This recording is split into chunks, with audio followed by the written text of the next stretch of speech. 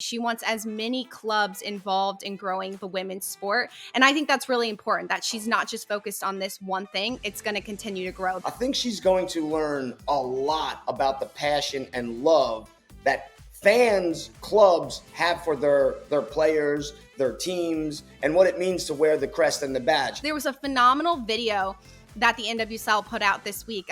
Alex Morgan signing a sign, and this girl is like in literal tears. Like she's unwell. Yeah. And it's just great marketing. The league is a good thing. It gives players an opportunity, a jumping off point. It could be a younger players maybe league. The thing that I think USL has done a good job is making the schedule fall to spring. If these two think that they're where soccer is in America, then I think the cup should be called the Capital City Cup. Paige Mater, who plays in that 10 role, I think she's got a good shot from range, that she could be one of those delayed runners. Not only that, but she's fit. And North Carolina, they have a lot of fit players on their team, so she would fit well into that system. Welcome back into Straight from the Pitch. I'm Anna Whitty, joined as always by my co-host, Scotty Schweitzer. We had some really good NWSL and MLS play this past weekend, but we're going to start with some NWSL women's soccer notes and news. Last week, Washington Spirit owner Michele Kang and OL Group and Eagles Football Holdings announced they will create a global women's football organization that will include the Spirit and Lyon in the French league, where Lindsey Horan plays for her club team. Kang will be the CEO and the majority owner for this club. The group intends to grow and include more women's clubs all over the world. So this is huge, not only for the Spirit, for Lyon, for the French League, and for the NWSL, that they're coming together underneath Michele Kang. And we've spoken with Marissa Shiva with the Washington Spirit and how much she's done for that club. So it'll be interesting to see how Kang continues to impact the women's game with this women's football organization. But Scotty, how do you think it'll impact the NWSL more specifically? I think it's going to be great. I think, and we've talked about it on prior shows about how it's single entity and the way the NWSL runs and the MLS and just the way the organizations are run.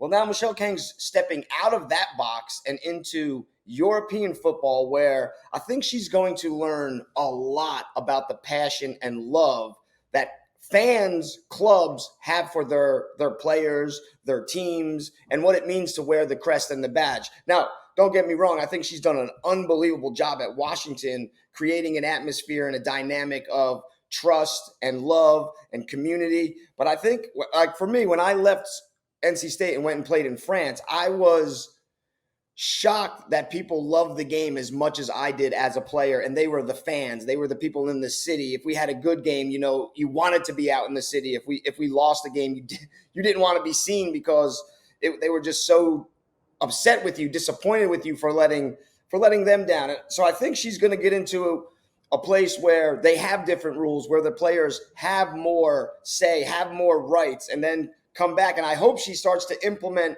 things here in the NWSL that she will see helps the players, helps the league grow, helps the sport, helps the fans, because I think the NWSL does the best job, especially here in America, of making their fan base part of the team, making them part of the community. But I watch MLS games, and afterwards, after losses, the players just walk into the locker room. You never see that on the women's side. They're always out meeting the fans, doing things in public, doing readings and stuff like that. They're helping build the entire scope of it. And I think Michele going over to France and to Lyon, in such a big club with such great players, and she's going to see different styles of play, different things. And she seems like a person who is not afraid of people that are smarter than her. And to become better at things, you have to associate yourself with people who know more than you in different environments. And I think she's not afraid to do that. She's going over there, something that she probably has some idea about, but not as much as the people there. She's going to learn, and hopefully she brings that back to the NWSL, because I think the NWSL, and I don't get to watch as much of the other leagues, but to me, the NWSL seems like the most exciting league, the most fun league. I know that the league in England is really good. The Barcelona is amazing. The French league is great. But I think she'll be able to help take pieces from all these different places to make the NWSL that much more prominent.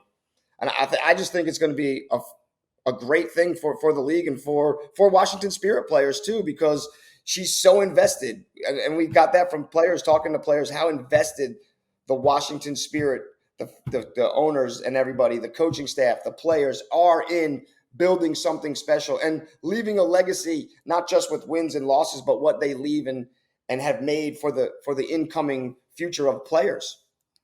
Yeah, we see in the NWSL and just leagues across the world, coaches jump from league to league, but not necessarily ownership, where they can go and see what's happening in France or England. And I think in this press release and what Michele Kang saying, that she doesn't want to just stop with the Spirit and with Lyon. She wants to bring in global other teams from Asia, from Germany. She wants as many clubs involved in growing the women's sport. And I think that's really important, that she's not just focused on this one thing. It's going to continue to grow. This is just the start from them.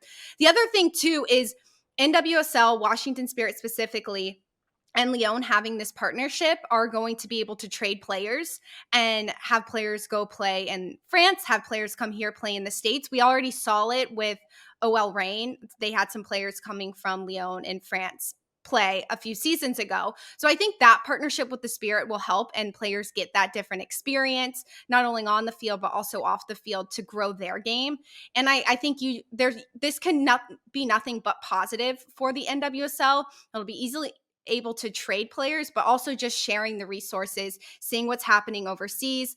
People overseas see what's happening here with the fan engagement, with players being so forward facing, knowing that, like you said, Scotty, signing the autographs is part of their marketing. Like, anytime you are in front of these players and these fans, there was a phenomenal video that the NWSL put out this week of Alex Morgan signing a sign, and this girl is like in literal tears, like she's unwell.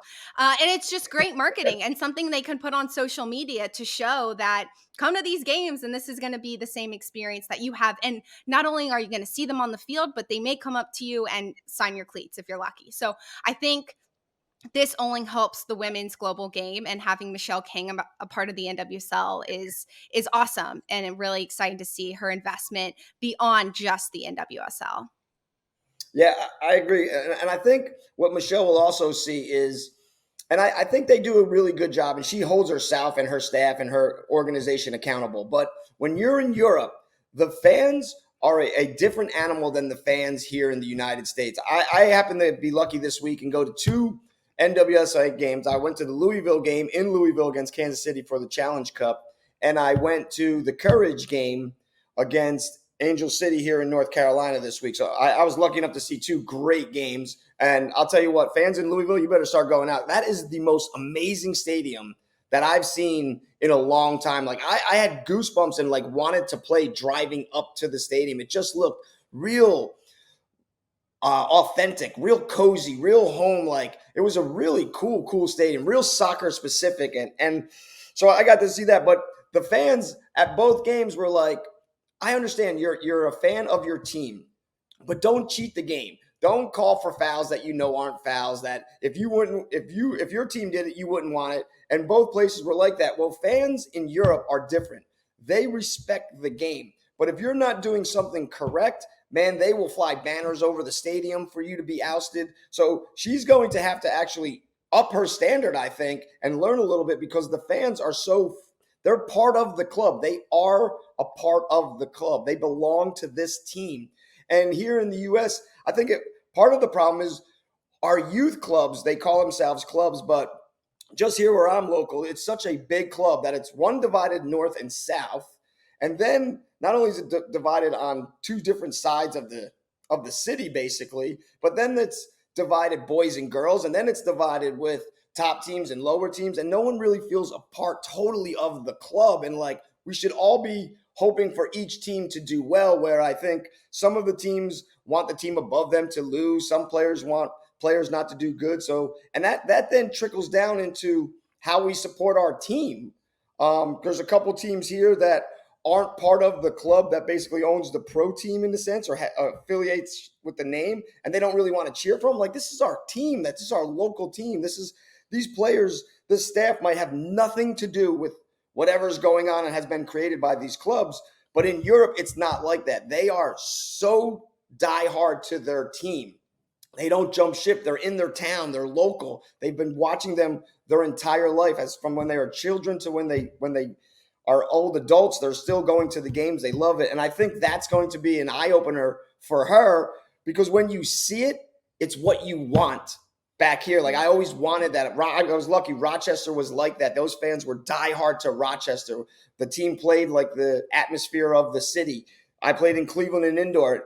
Those fans loved us. We were getting 10,000 fans a game, like, because they were part of it. We felt like they were part of it. Like, we played for them. And I think she's going to see that a lot more when she's in France watching a game, because it's so die hard, the fan base to the organization. Like, they feel the loss just as much as the players feel the loss.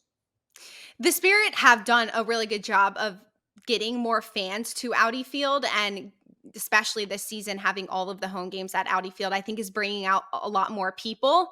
But I agree, not only going over there and seeing what's happening, but then the French fans will be interested, like, oh, what's this Washington Spirit team, this NWSL team, this, the US that we know Lindsey Horan is part of their national team, but what is the club?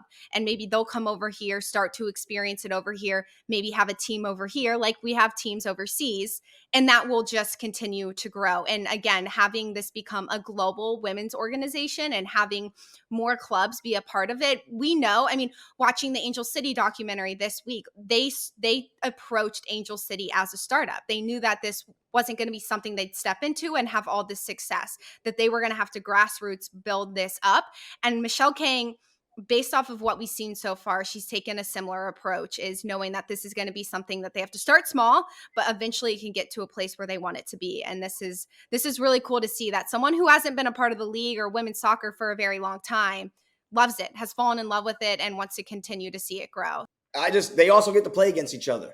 It's an easy setup. Yes. Easy setup for the teams to go and do preseasons with each other, to play at the same facilities. We can go to France and play when the temperature's a little different here. It's really good. We can send players there, maybe not to play, but to train.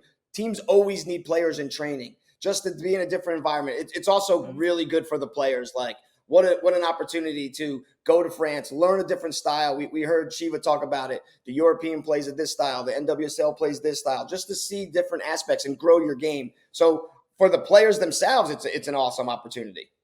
Not only going over and playing in a different environment, but the teams playing against each other. Like, what if they had a tournament where in DC they play against each other, and it's this huge thing. It's a whole weekend event, and marketing wise, they do different stuff. They bring in the French, what's it called, embassy in DC. It's right there. They have people a part of that come.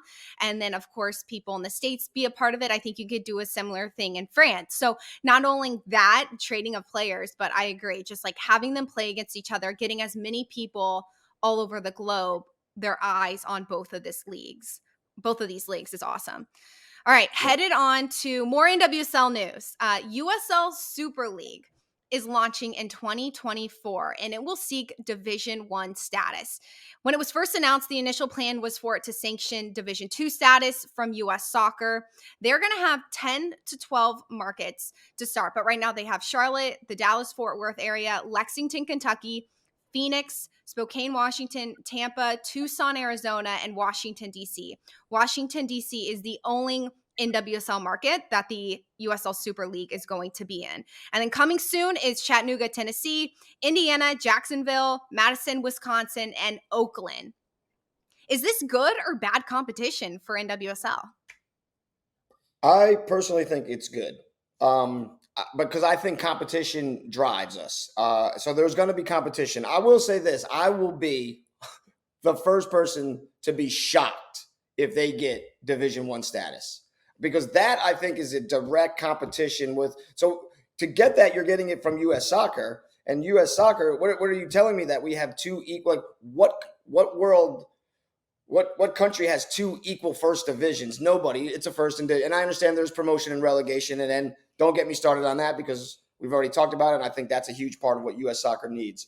But this now gives also, because there are politics at every level of the game, in pretty much every business. So there are politics. So some players aren't getting a look that should be getting a look.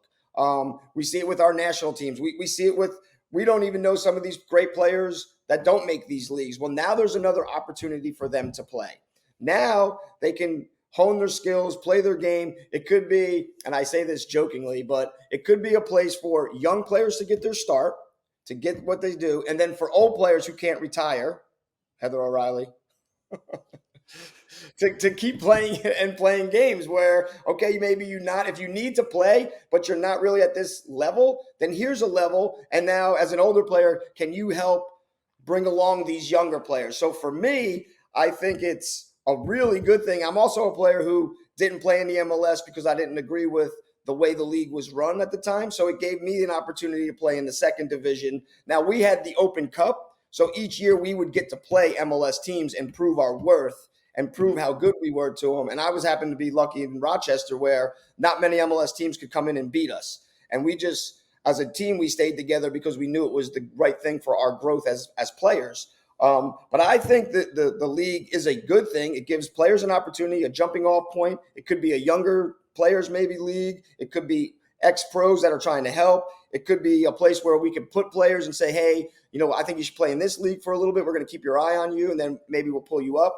I will say this.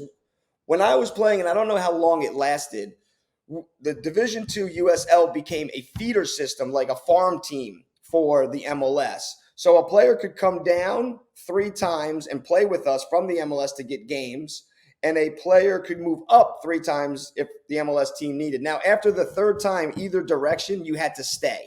So if I got pulled up 3 times, then the MLS team had to sign me and keep me and put me on a contract. So that kind of played into it. But the same thing, if a player kept getting brought down, then they had to stay down. And I think the MLS picked up their contract that we didn't have to pay for it, but they went on our roster. And it only happened a couple times that we even brought players in Rochester because, like I said, we were really good. But other teams did and then ended up signing them. So like during the playoffs, you'd be like, oh, man, we never played against this team really because they got 3 new players from the MLS kind of a thing. I think that, though, did help players move up and down and get seen a little bit more.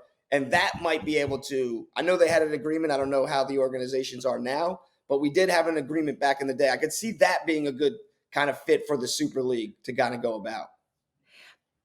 It's interesting because right now it seems like USL Championship doesn't have the same relationship. They're still playing in the Open Cup. However, with MLS Next Pro, that's how MLS is starting to approach it as the feeder system. So I guess like it sounds like you're kind of – I'm curious because right now USL Super League says they want to be direct competition with NWSL, which means they're expecting the talent level to be the exact same. So it won't be Super League feeding into NWSL. It'll be, if it goes the way that USL plans, it'll be on par. So it'll be interesting to see who might leave the NWSL and go over to USL Super League. The thing that I think USL has done a good job is making the schedule fall to spring.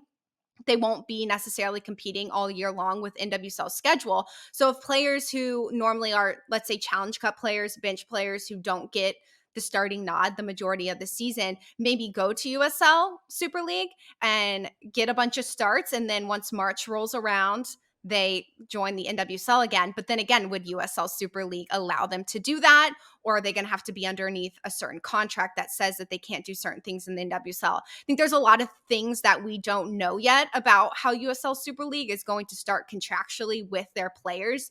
I also think the fact that all of these cities, all of these markets outside of Washington, D.C. aren't NWSL markets. However, I would say Charlotte, wouldn't you agree, is Cary? I mean, it's like they're only 2 hours apart. You got Charlotte, you got Lexington. Lexington's only about Right. an hour from Louisville. So like they put their places pretty darn close to what other places were. I would say like if the USL continues to do their contracts like they have in the past, that gives players a lot more freedom and a lot more rights. So like I could sign a 1-year deal and continuously do it. I could also sign if I'm good enough, and this was always my plan basically, except the leagues didn't work date-wise, was to sign a USL contract, and when that season's up, go on loan to another team. So like I was signed by Rochester, and then when the season ended, would go on loan to Cleveland and play indoor. So I never was off, but also I would thought that was a good thing. I was always training. I was always playing. I was always fit. I never had to do a preseason because you're coming in at the ends of these seasons and going right into almost your first game. So now it's just getting the different type of fitness kind of under, but you're always fit. But if a player, Question though. Go ahead. So just to sidetrack, because I'm curious what you think.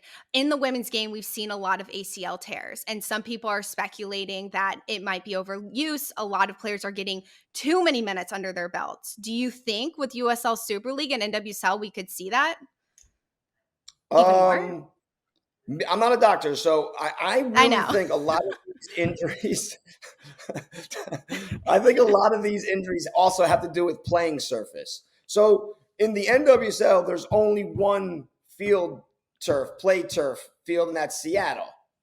But what do they train on? Like a lot of teams train on play turf because in the long run, it's cheaper. It's easier to maintain. You don't have to have as big of a crew to take care of your grass. It's not as much mowing. So are they training on it? Listen, I was older, but the first time I had a real serious injury playing that wasn't like a ligament or it was, well, indoor turf. But then I went to Syracuse and we only trained and played on turf, field turf. And it was the first time tore my hamstring apart.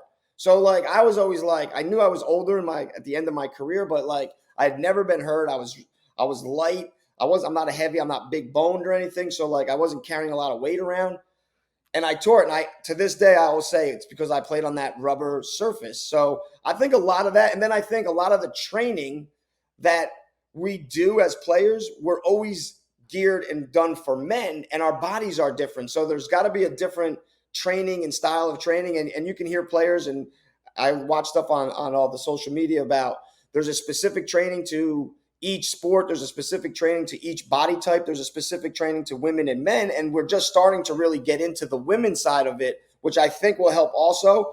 But I'm a big proponent of, and again, I'm old school. The more I played, the more callous my body became, and the tougher it became to then fight off injuries. I think sometimes now we know you watch a player coming back from an injury, they constantly are re-injuring something else, not because it was hurt, it just hadn't been used. It wasn't ready for the strain and the fatigue we put upon it. So I think that's part of it too. Now, I could be totally wrong, but I don't think that would be a problem. It would maybe for certain players, and they have to understand their body and how they go about things. But I mean, the games I went to this week, not only is it just great soccer, but just great athletes, just phenomenal. The speed and the pace that they play at and the size and the strength. So I think our bodies can take it. We just have to teach it how to take it, basically. It's interesting to see, what people are saying about it and how they're kind of speculating about that. But anywho, I cut you off. You were continuing. I don't know if you remember what you were saying, I was but just, yeah, it was about the contract situation. So like when I own it, so like in the USL, when my contract ends, I can renegotiate with whoever I want. There's no holding me back.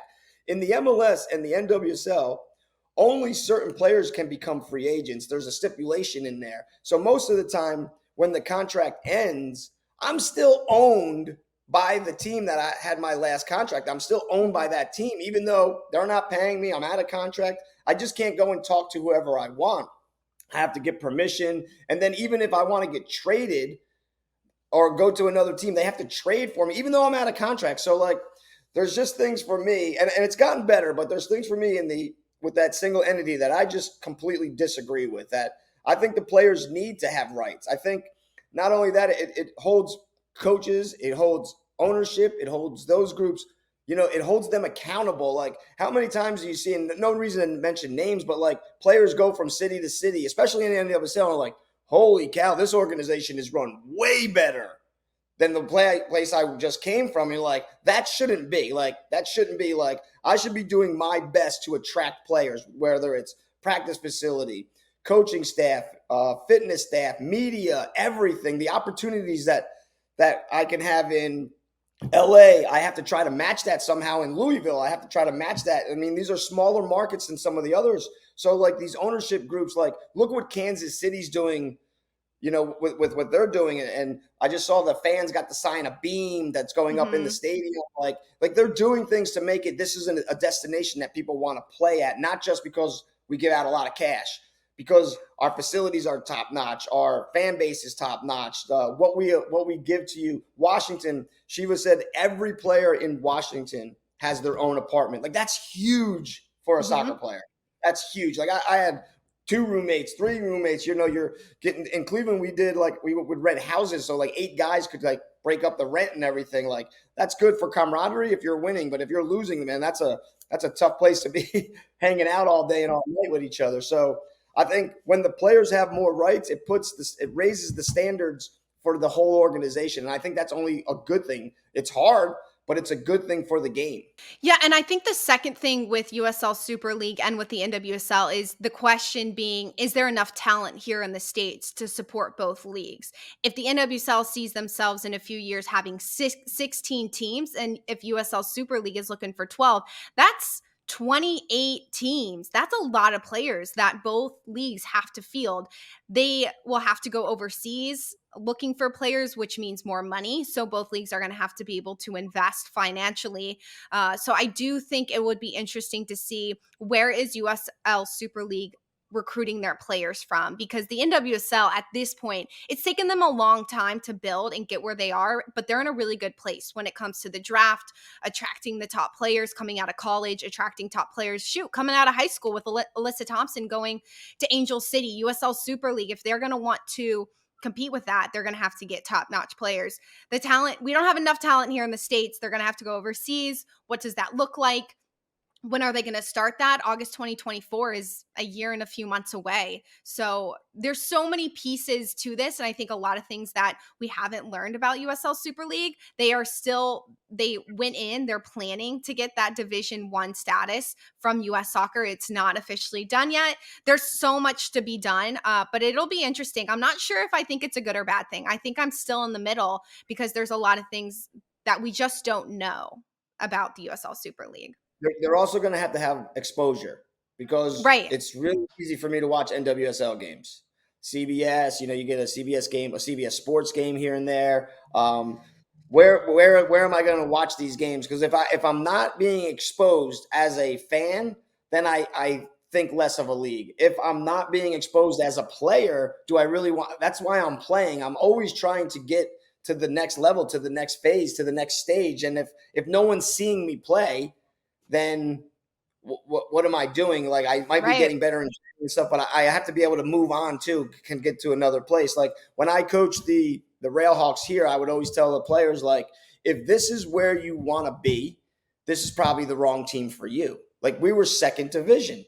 Like, your goal has to be to keep moving up, to keep getting better. Like, I wanted players that, yes, they wanted to make this team great, but they wanted to make this team great and then move on with each other, like with other, like, it's okay. We'll get new players. There's tons of players in the U.S. trying to make it, trying to do it. That's what the second league to me is kind of for at times, is to show that there's a lot of talent and to get certain type of talented players to move on, whether that's Europe, whether that's here, wherever. I mean, it's a good league. There, where's the kid that plays at Lou City, who's on the U20s? Like, there's good players in the second division. There's a lot of good players in the second division. So it's not that they're terrible leagues. It's usually just that it's a little bit more watered down, basically, or the end of the bench is a lot worse than the end of the bench in the MLS. But it's not bad teams. And I mean, again, if I'm in second division right now in the USL, I'm not missing a Louisville game, because I want to play in that stadium. It's just, I'm telling you, it was an amazing stadium.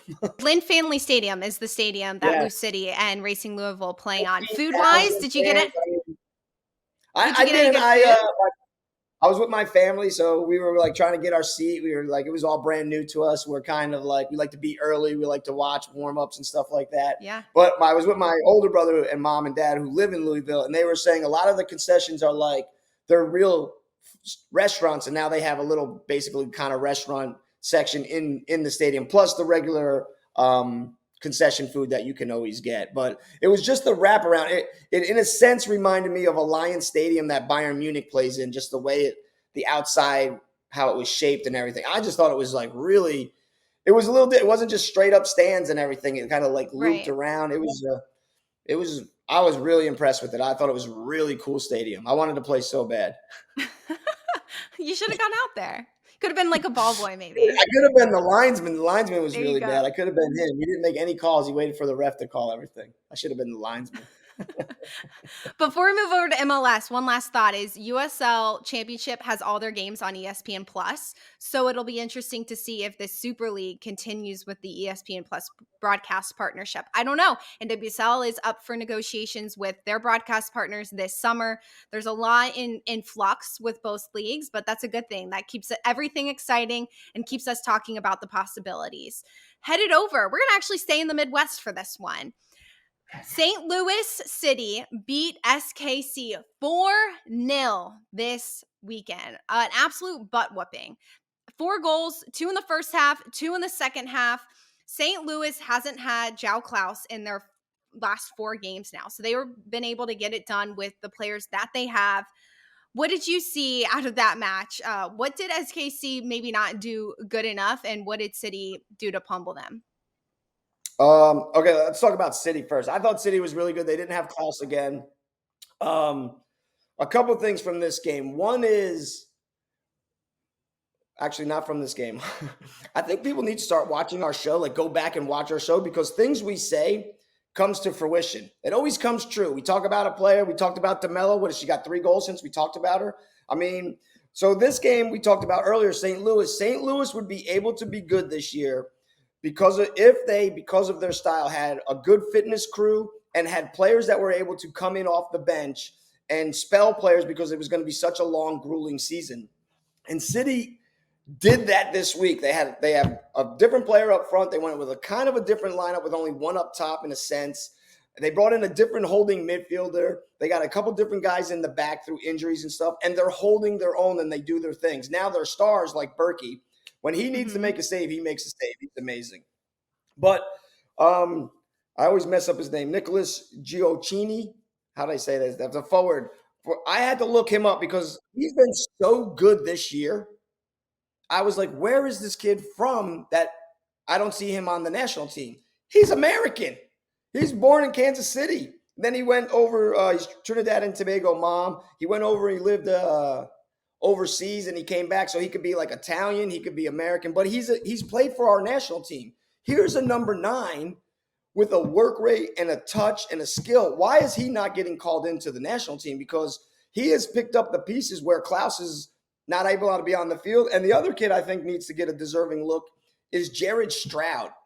He reminds me a lot of like Aronson. He's got like this energy about him. He's skillful. He's arrogant, but in a good way on the field. He believes in his team. He works for his team. He's another kid I think should come in. And when I looked at this game, you're right. It was a butt whooping. And I went back because there was a lot of talk about the goalkeeping.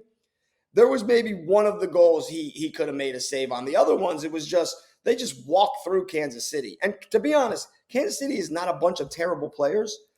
But I always tell the kids, winning is a habit and losing is a habit. And Kansas City is learning to lose games. They just don't do the little extra things. They don't get into it. They don't win the space. They try to win the ball every time. And St. Louis is the complete different. They know what they're about. They know who they are.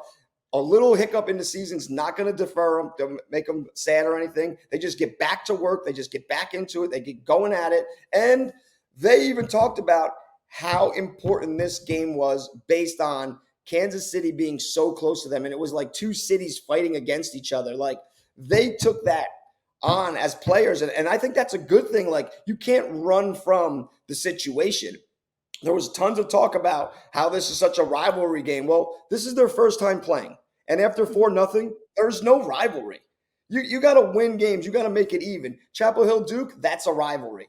This is not a rivalry. If Kansas City can't get their act together and they lose again like this, until they prove that they can beat St. Louis, it's not a rivalry. It's just 2 cities that are close to each other in a sense. But that's what I saw. I thought Kansas City is waiting for the mistake to happen, feeling sorry for themselves. Don't think, and that's what it is. It's not about anything but what they believe.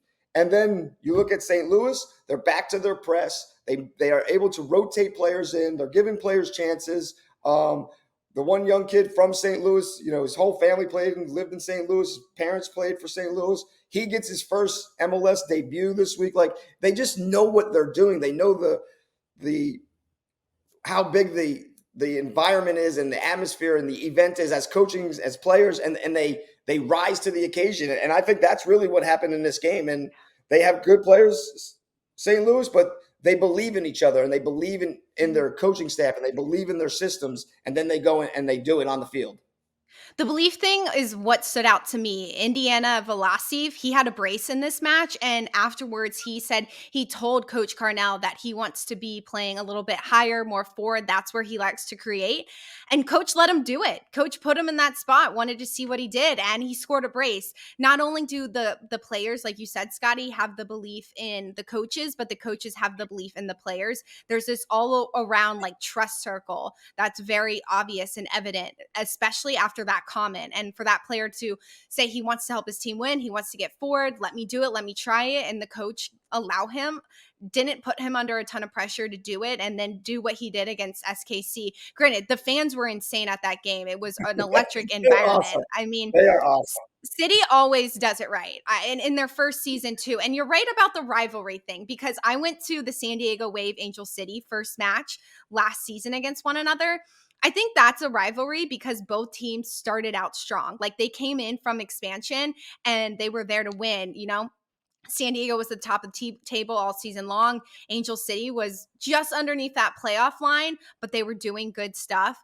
So right here with SKC being pretty terrible this season outside of the few wins they've had of late, and City being phenomenal, I can understand why there's question marks about this being a rivalry match, but I think it's good. It's good for the league that they're trying to brand it as one.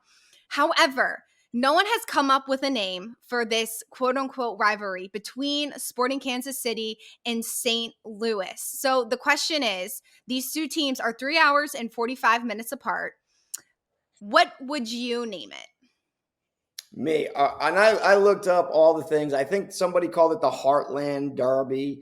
I like that. You don't like Heartland Derby? I don't mind it, but they're not the only two states in the Heartland. True. I'm pretty sure Ohio's in the Heartland. They got two teams in Ohio. Like there's other MLS teams floating around in these other states. So that one to me is that was, I thought, the best one of all the ones I read. There was one about the barbecue, but let's be honest, like Kansas City barbecue compared to St. Louis barbecue, that's not a rivalry either. That's basically exactly what just happened in the game on reverse sides. So there was things, and then the women, I guess the current have the rights. Basically, they're doing a lot of promotions with the river, so they didn't want to touch the river stuff. But for me, Kansas City, I think it was 10 years ago. It might have even be a little longer, but they trademark Soccer City USA. Sporting Kansas City is Soccer City USA.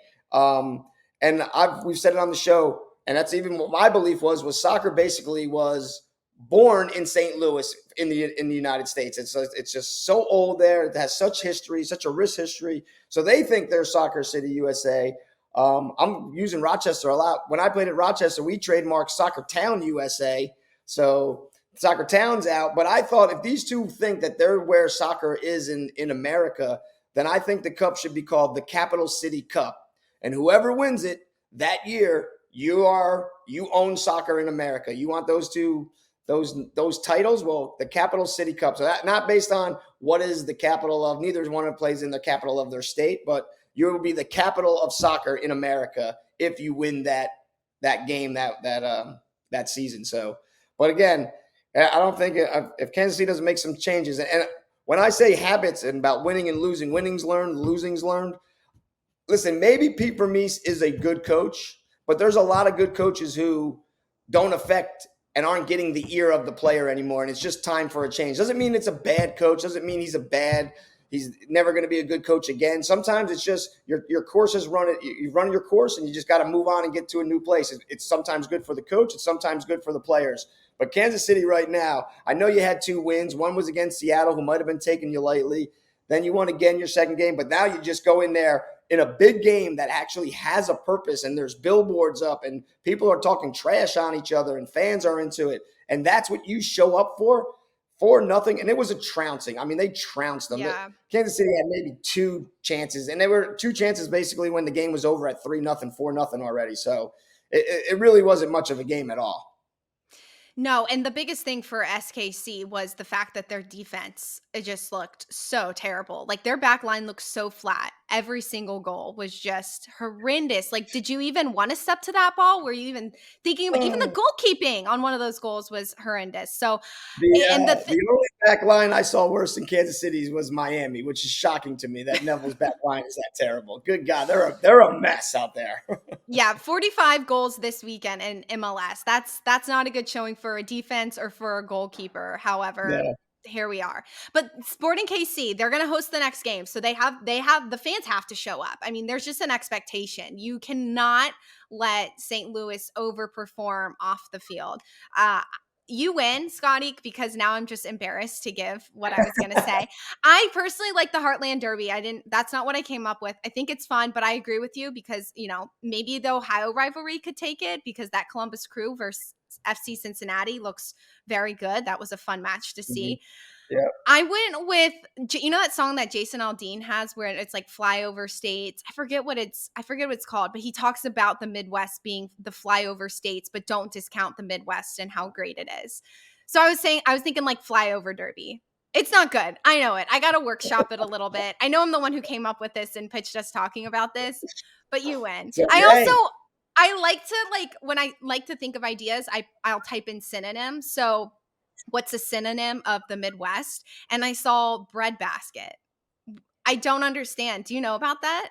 No, I don't, but maybe because all the wheat and I don't know. Yeah, that's true. I was thinking like making it Americanized, like don't make it derby since that's such a European thing to call a rivalry game a derby. What if they called it like the bread basketball game? No, that's terrible. But maybe I don't know because it's a ball game. I mean, they're playing a sport with a ball. I know it's not a baseball game, but just to Americanize it and make it something different. But they both start with a B. I know. Oh, I yeah, should just shut up when I'm ahead. No, but when you watch and I don't know all the schools, but if Wisconsin plays somebody, they got their little trophy that they all win, and then there's the one with the bell after. I could get it. When I played in Rochester, we had Atlanta, Rochester, and Charleston, and we were the Southern Derby. And there was a trophy, and we won it the 2 years I coached, and it was awesome. You have a trophy, you have it for the year, it's yours. Your team won it. Trophies are important. It's good. Trophies are good for the club. It's good for history and stuff. So I agree. If you're going to do something, do it full in too. If you're going to be, if it is the Heartland Derby, if it's whatever, it'll probably be Capital City Cup because that's how this show kind of goes. We give them all the ideas and they steal them. But then do something, then give us a trophy, and hand it to I this weekend I was watching the games, the EPL and with my wife, and they did the Guard of Honor where the other team, if the Man City had won the title and there's still games to be played. So Chelsea had to go in a line and clap for the City guys walking through. And I was like, there's no way if I'm in a league, I'm standing in the Guard of Honor. No, I'm get the hell out of here. There's no chance I can do that. I don't want to be friends with anybody when I'm about to play. I got to stand there and be like, you guys are way better than us. We're the worst. It's just so when you get that trophy and you're look at the other team, you're this is ours, it gives you something that title, it means a lot. A lot of times I play for bragging rights. So give me something so we could say now next year, come and get it, or next game, come and get it. That's good for the game. It's good for the sport. It's good for players. I agree because Penn State plays Michigan State, and I forget what it's actually called in football, but whoever wins that game that season gets the trophy. And I know I'm putting myself on the spot here. I don't know what it's called, but it also makes the Penn State versus Michigan State always a fun game to watch because of it. So yeah, I think that SKC and St. Louis City off the field do such a good job with their marketing, their promoting of the league, promoting of themselves and where they are physically located here in the States.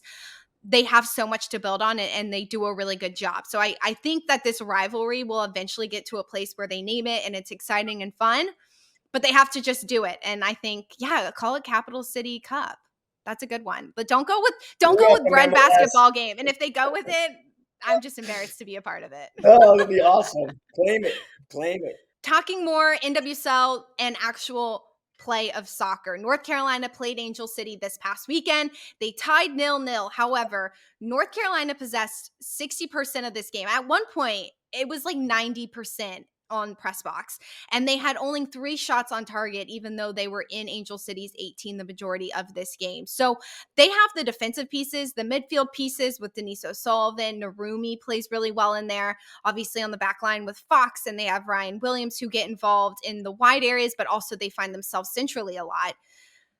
What's the one piece missing, player missing, that you would take from another NWSL team or maybe off of the bench of North Carolina and put in that starting 11 to eject something, goals, what this North Carolina team needs to come up with those 3 points?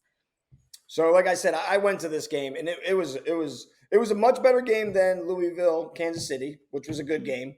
But it was really good. And when I look at this game, I came away saying, I think Portland's the best team in the league.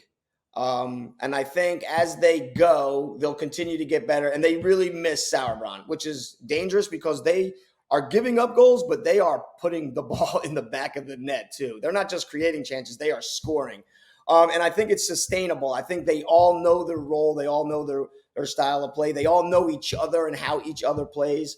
I think what we don't realize when we watch Portland is Sauerbrunn is not as athletically gifted as Menges and Hubley.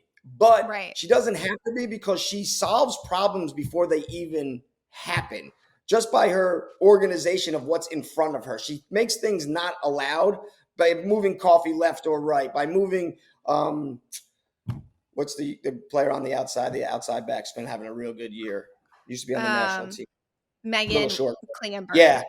Klingenberg. She moves the pieces around in front of her to alleviate problems. But then the courage, they are also sustainable. Man, they understand the pockets they're looking for, where to get into, how to move the ball. Fox is getting a better understanding that when teams play the courage, she needs to make like a 15, 10-yard burst straight forward and then a diagonal move into the middle because Carolina's midfield is basically 3 6s with the qualities on 2 of the players as a 10. I don't think O'Sullivan's really a 10. You can give her the number 10, you can call her a 10, but her mindset and her way of playing is she's a 6 and 8. She'll do everything, but she knows to win games. If you don't get scored on, you can win a game. So she's almost at times a little deeper than she actually needs to be, but the way those 3 rotate in the middle, she kind of has to be because of her ability, her athleticism, and her intelligence. But they're real good up until the last 25, 30 yards to goal. And when you watch them, and again, I am not in the locker room. I am not on the field. Caroline is a talent, special talent. But in this game, it looks like there's 2 things that are going on. One, she really trusts herself over her other forwards because the midfield doesn't get high enough, fast enough that they're always there. They're always coming late to the top of the box, basically. So she always picks herself. So she's either doesn't trust or she's super selfish. And this is just me in the stands watching it. Like she's always doing it herself. She's always trying to do it herself, which a lot of times comes off or she doesn't lose it, but it kills the flow in the run in the box. The other thing is their 3 forwards basically just run straight lines. There's really never any zigzagging or coming across. And the way the Courage play, they're looking to get it wide, to get it down, to get it back in.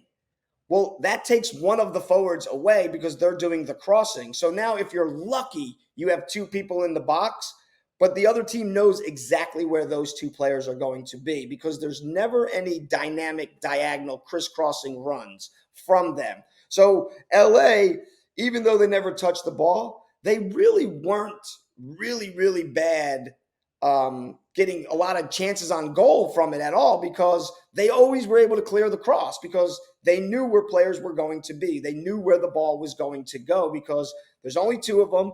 And if we can, we just need to break that front line of the midfield basically to get on the other side of the midfield to attack out. Now, they weren't able to do that very often. I also think Angel City, and I read that she got Angel City's player of the game, but I was not impressed with Johnson up top. I think what they should have done was played McCaskill in the false 9 with a 9, but with a 9 with speed. I would have played Alyssa Thompson central because the only one who can match her speed is Fox on that back line. So it might have held Fox back a little bit in order to help compensate for wherever Thompson did go for the ball. Because when Thompson did come in, she gave him a little bit of fits, just being able to break lines with her own speed in a sense. But getting to your question, sorry, the long way around to it, is what I think they need is a dynamic 10 for the Courage.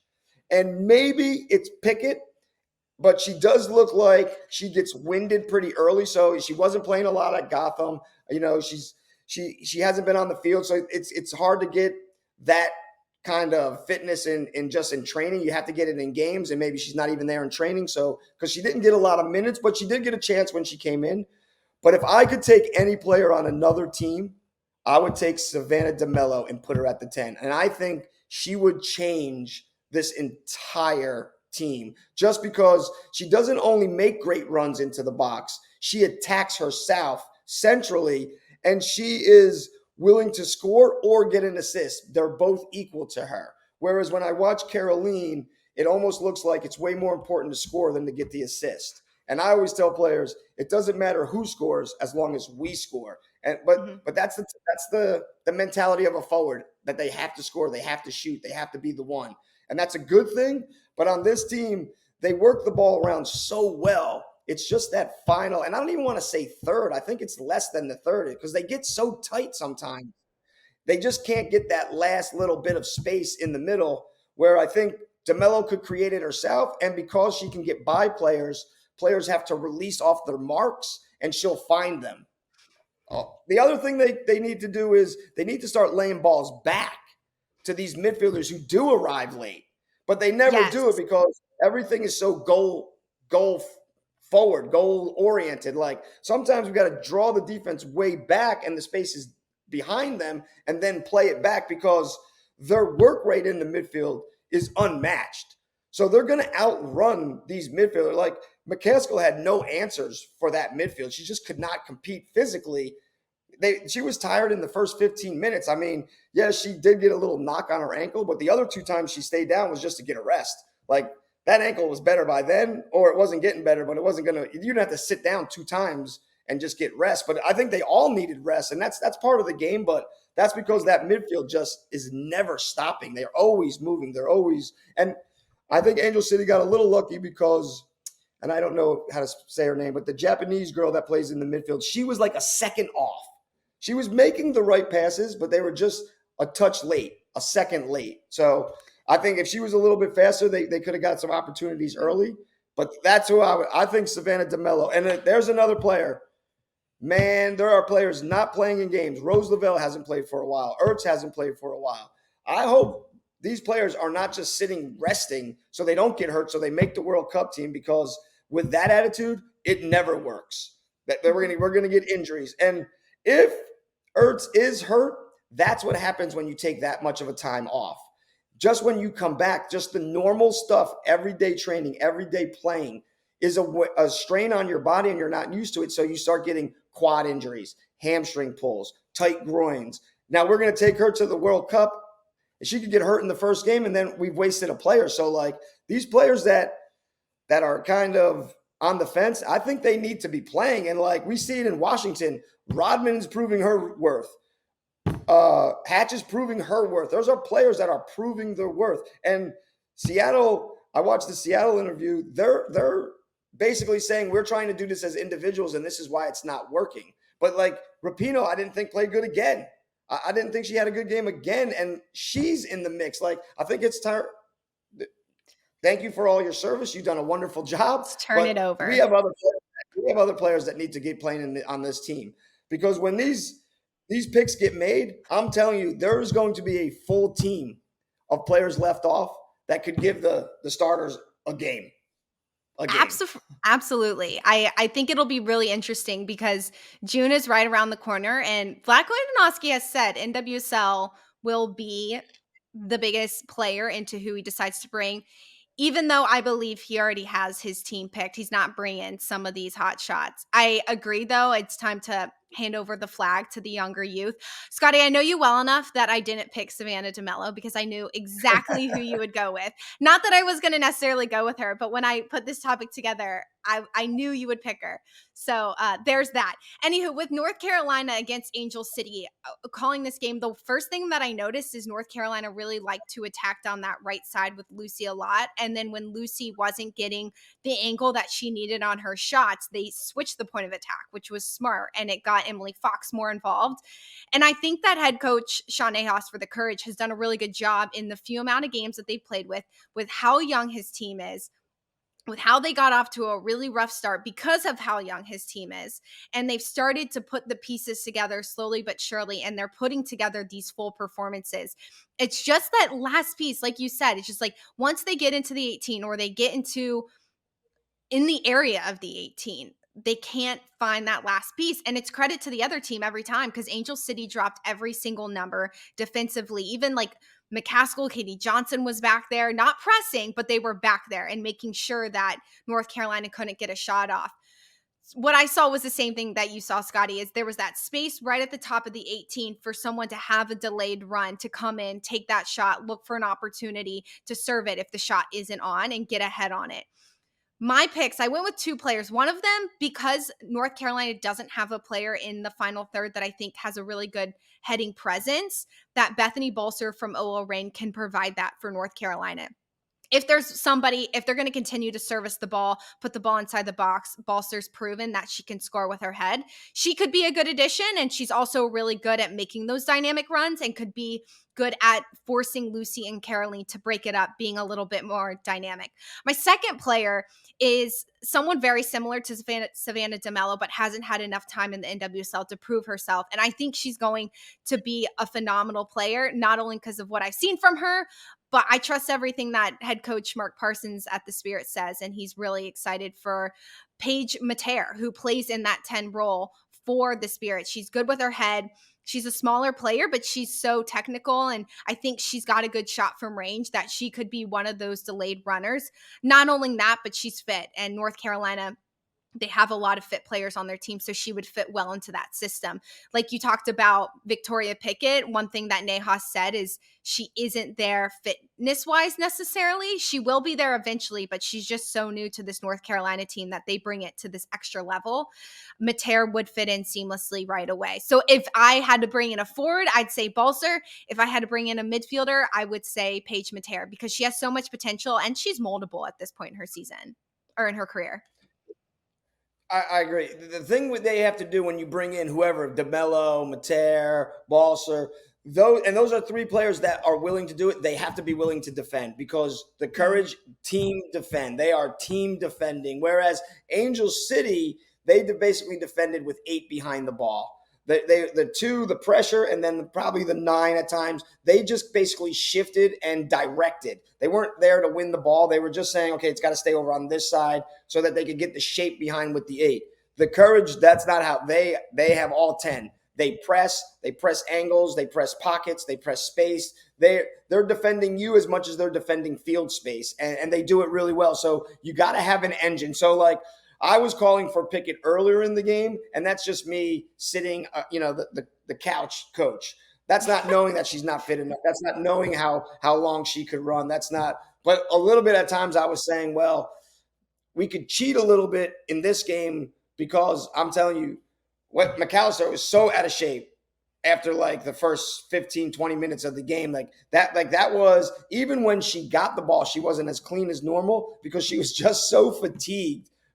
And she was basically chasing shadows at times out there. So like, I thought if they brought Pickett in and said, look, you can kind of sit in this little pocket because they're basically down a player that we just need to be aware of. We don't have to actually, cut off because we're always able to recover on her because I don't know if her ankle was really causing her that much trouble. Maybe it was, but you could tell like she wasn't her normal self. And it would have helped to have Ertz, but I think Ertz might have pressed the game too much in this game. And they might have been able to find space basically just based on mistakes that were going to happen. Because when Ertz plays, and I think she did a really good job and has been doing a really good job, is Gordon. She has to do a lot based on athleticism and intelligence. So she's reading both things at the same time. She can't just pick one or the other because she has to do a lot of covering. And she did. I thought she was really good in this game too and helped Angel City. And that's, she's getting better and better week in and week out because she's learning this position. Because when you're central, you have to worry about basically every side, forward, back, left, right. Where when you're out on that flank, your job is more defined. Your role is a little bit more defined. And I think she's learning that center back a lot better. Gordon played against Caroline the majority of the game too, and we saw her 1v1 defense. And even that has seemed to improve since her last season when she played in Chicago. So there's so much potential for her on that back line. And that's one thing Coombe has been happy about is her back line, but it's the attack and getting players forward and creating an attack for this team. Angel City had 3 corner kicks. North Carolina had 5 corner kicks. We didn't see much of anything come from 8 corner kicks in that game. Not to harp back on that subject, there's just so many small detailed pieces for both of these sides. But for specifically, since we were talking about North Carolina, it's like if they had a player like Balser who can get their head on those corner kicks or the set pieces from just outside the 18 that they've had a few times this season, those are 1 or 2 goals. And North Carolina is a hard team to score on. However, North Carolina hasn't scored a lot of goals. So it's kind of this, they have to figure out that sweet spot right now. And just an extra player who can provide that could help them moving forward, but they have Victoria Pickett. And like you mentioned, Scotty, if she gets to that place where they feel like she's fit enough and she's at that standard with this North Carolina team, she's still only 26 years old. And she's definitely had a good season when she was in Kansas City. She hasn't had a lot of minutes since, but I think there's a lot of promise for her. And I definitely know that Nejas is excited about her potential. I would say this, and this is just me looking at the game as it was being played, but the girl Wingate that comes in from Notre Dame, she is a young player with a lot of fire, a lot of desire, and she's playing, yes, for her spot, but she's also playing for that team. I thought they could have moved her to the outside. They played her central and let Caroline be outside. Now Caroline was having a run at it and was being effective, but we weren't getting a goal. I thought they could have moved Wingate out wide, took out Speck, and put Caroline as the true on 10, and then had a 10 with 2 6s with O'Sullivan and the Japanese girl. I think because then Wingate is always looking to pass it. Lucy is looking to pass it. But when they were crossing it in, when Lucy's crossing it in, it's Caroline on the back post and Matson was central. And that was it. That's all they had. If Fox got on it, it was kind of like an overhit ball that she got on the backside of it. It was not like – so when they're doing it, they basically only have 2 in the box. Well, Caroline will come late, and Lucy can play that ball back into her. In the early games, Lucy and Caroline had a really good dynamic, and Caroline was playing the 9 early for the Courage. Well, I think Matson does a good job of occupying the center backs because of her size, and she has a good first touch. She keeps it right there, and she lays it back off. I think Caroline could have played the 10. Now, she won't maybe touch the ball as much because she'll be an easier focal point to put players around, but she doesn't need a lot of touches to be dangerous. So she just has to take advantage of when she does touch it, but it'll give opportunities for other players to get up the field and have more scoring chances. And it'll also give you 1 extra player in the box because Caroline, in her mind, no matter what, is a goal scorer. So she's going to get into those spaces. That's just me sitting there again, like, you're not out at trainings. You don't know like players' attitudes. I played on teams where a player gets moved to a position that is really good for them, but they don't like it. They pout and they sulk. And I'm not saying she would do that, but we don't know. So you're making these adjustments in game because you know personalities just as much as you know abilities when you're coaching a team. I already know both of our games to watch for the week in NWSL. It's North Carolina against Racing Louisville. I mean, yeah. I think that's going to be a great match for Racing Louisville's already coming off of a phenomenal performance against Kansas City this past week, not allowing any goals and scoring 2. North Carolina had a very strong defensive and attacking presence and showing. However, that last piece, like we just harped on, I think 8:00 Saturday night Eastern time. I think that'll definitely be the game to watch this week in NWSL. I think it'll be interesting to see the adjustments both teams make for each other. When I went to the Louisville game, now it was a Challenge Cup game. Louisville pretty much played their starters, and Kansas City played a lot of subs. But if they play the same way Louisville and North Carolina plays their 1 and 2 touch soccer, it's going to be a long night for Louisville. Their spacing was really spread out. They were playing against players who couldn't make those passes. So I think they were playing a little safe. We don't want to show too much. It's not a real season game. And we're playing the next game against this team. So like Kansas City went the different route, didn't even put their players on the field. And Louisville kind of went and were almost like a practice game where they were working on specific things because you couldn't hear her, but you could see Ursig was and not happy about things. She was giving information. She was yelling at Pickett. She was yelling at the other center back. She was yelling at, and it was just, and the field was a little sloppy too. But they were really stretched. And then I went and watched the Angel City Carolina game. It was the first thing I said. I said, man, these are way more compact teams than the game that we just watched in Louisville. So if Louisville plays that stretch against a team that can move the ball around like they can, it's going to pull players out, and almost Louisville will tell players where to make their runs. They'll give the information. It won't even be like we have to think about it. They're telling me where I have to go. Now, I don't think it's going to be like that. I think part of it was the game. It was a Challenge Cup game. It was a midweek game. We're getting out here, and we don't want any injuries. This is, it'd be nice to win the $1 million, but we're trying to win the league. It's such a log jam between teams now. Every game is so important. But you're right. Ursig and Pickett, I think they were a little shocked the way it came out when they were traded. So I think it surprised them. I'm sure, they'll have something to prove. They've been a big part of the change in Louisville. Louisville has some really good players. Canoe up top was amazing in warmups, horrible in the game. But when a player has that ability, I think she just can't pick up the speed she's always been the most physical. Well, you're playing against some physical players. Mm-hmm. If I was her, the first thing I would do is get after those two center backs at the Courage, because when they get a little nervous, they get a little happy feet, the two center backs. They're not terrible, but they're also not really sure of themselves. They kind of play the system and they fit in the system. But I don't think the Courage's two center backs are they're good players, but they're not. They can be exploited, and I think that's what she needs to do. She needs to get a little fear in them, like run at them or put one over the top, let them see her speed. Give her a ball that's almost 50-50 so they can feel her strength. Just to give her, like, we're not expecting you to win it or get it. We're expecting you to show it. So she'll have that little bit of different, like, I don't have to be perfect on this touch. I just got to let these girls know what I'm all about. Because like I said, in warmups, her technique and finishing and touch was amazing. And then the game was real sloppy. But she has things of brilliance. And then where does it go? And I think this is a hard league to come into and be like good right off the bat. It takes a little bit to get used to the pace, the strength, the systems, the style, the travel. And I think that's what she's really dealing with right now. But they're giving her a chance because she hasn't really done much, and they have other players that could fill that role, but they sticking with her. But I think, again, like we said last show, Louisville knows what they want to be, and they are just going to keep plugging along until they get to their full potential.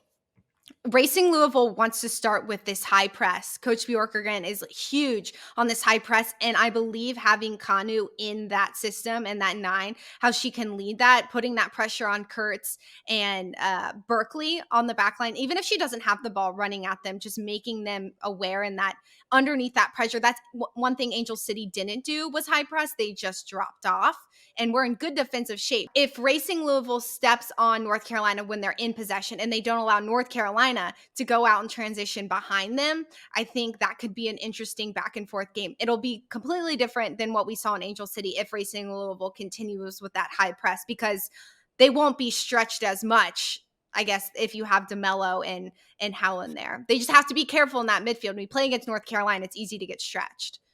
Yeah, they do their front six. And Hal, I'll tell you, I never saw her live. She's a specimen. Girl. Man, she's very, strong. very strong. Yeah. I was shocked how put together she was. But they do have speed and quickness out on the flanks, and even their subs that come in have speed and quickness. So I think one of the benefits for Louisville will be it is in Louisville, and it's an 8:00 game, so the temperatures will be down. It wasn't real hot there anyway. It'll be in the 70s, I would think, no more than that, and they don't have any humidity, so they'll be able to run, because when you play the courage, you have to be ready and understand that this is going to be a 90 minutes of getting after it, because they just move the ball constantly and keep it moving and keep it moving. Now, what you need to do is, there are a certain couple players on the courage who they're not real confident in their balls playing forward. So they do play square balls and plays balls back. Speck's one of them. Some of their backs, their center backs, they don't like to force balls in. So you need to know when these certain players, this is when we have a chance to close our lines and press harder, because in all likelihood, it's not going forward. So the backs can almost release off their marks in a sense and just push the team forward and push the lines higher up the field. And now you're defending less of the field, which makes it easier on your team. So they'll have to be aware of that too. But I agree.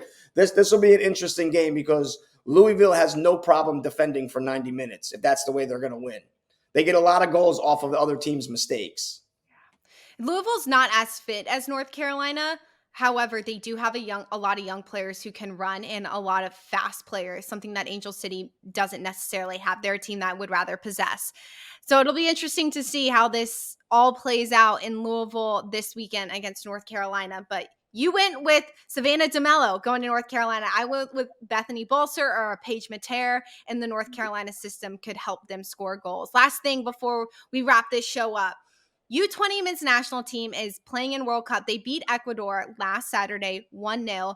Today, since we're recording this on Tuesday, they will take on Fiji at 2 o'clock. So we will have that result for you next week. But what did you think of against Ecuador? 1-0 win. What do you think of where they're at right now with 2 games, 1 game under the belt, 2 games to go in group stage play? Going into the tournament, I thought this was going to be their toughest competition, was going to be Ecuador. I thought that would be their hardest game, and hopefully I'm right. I think today we should get a result, and we should get an easy result. That's just, me personally, and I think the next game shouldn't be that hard either. It might be a little bit different type of soccer. It might be a little bit more, if they can get the tempo and make it a little bit more European style, that might give us some trouble. But I think we are looking real good right now. You go into a tournament at any level, the first game is the biggest game. You have to win that first game, and you know who you're playing. So you could be game planning for a full month with your players, or 2 weeks, or however long you've been in training, just for that Ecuador game. So we got our result. We got our win. It came from a late goal. It came from a great goal. The cross, the touch, the strike inside, everything was phenomenal about it. But now we need to win this game, because that'll make the last game that much easier. We can rest players. We can try different players. We can get some other players some playing minutes that we might need later in the tournament. So it looks good for us. Now we just have to take care of this, because if we lose this game, now you got different thoughts in your head. It changed the bracket. It changed the group. It changes the standings. Do we need a win? Now there's more pressure. Now there's more stress. That's fatigue. So I think we need to go into this game like we didn't do anything yet. Make sure we win this game, which if we do our things and play the way we can with the players we have there at this tournament, I think we can make a good run out of the group. And then depending on who we get in the next stage, I think we can make a run for a title, because a lot of teams have kept players home. Chelsea kept the player home. It's not just the U.S. that aren't allowing their players to go. There's other nations whose players have been affected by their club teams. Just can't go into this game against Fiji too cocky or too confident that you're going to win it. That's when things get a little weird. So yeah, that will be happening yesterday. In reverse, Tuesday at 2 o'clock. We will definitely touch on it next week. Guys, tell us what you think the rivalry game should be against St. Louis, between St. Louis and SKC. We want to hear your thoughts. I think Scotty has a winner here, but it's always up for debate. So drop it in the comments below. Make sure to follow us on Instagram, Twitter, YouTube, TikTok at SFTP Pod. We will be back here next Wednesday talking all MLS, NWSL, and US soccer. Thanks, guys, for tuning in, and we'll see you next week. Have a great week.